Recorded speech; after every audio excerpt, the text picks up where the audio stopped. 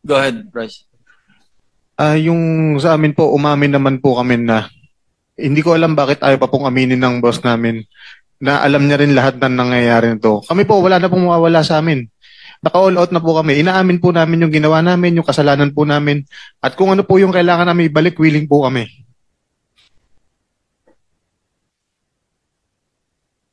Inyo pa sinasabi kung sino yung lahat yung mga proponents, sino yung pass-through, sino eh. Kulang pa yung inyong salaysay eh. Your Honor, sabi ko nga po, wala pa lang po akong hawak na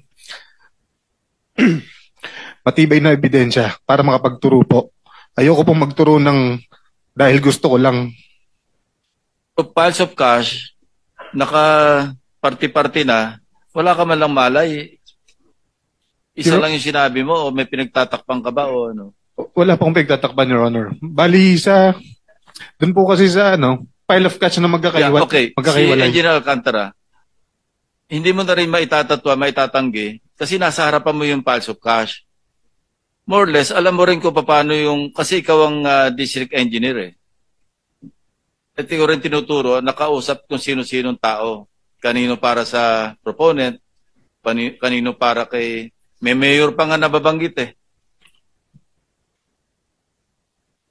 Alam mo rin yun eh, maski itanggi mo na wala kang kamali-mali sa pera, eh hindi naman doctor yung photograph eh.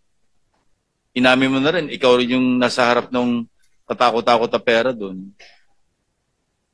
Hanggang ngayon, hindi ko pa nga maipaliwanag kung bakit baliktad kontraktor na nagbabayad sa DPWH. Dapat DPWH ang nagbabayad sa kontraktor.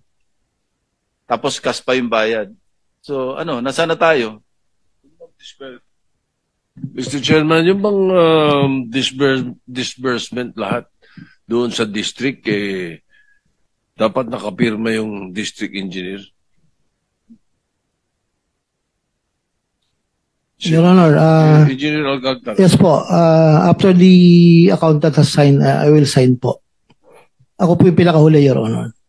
So therefore, lahat ng mga ginawa nito mga ito, napirmahan mo. Yes po, I admit, Your Honor.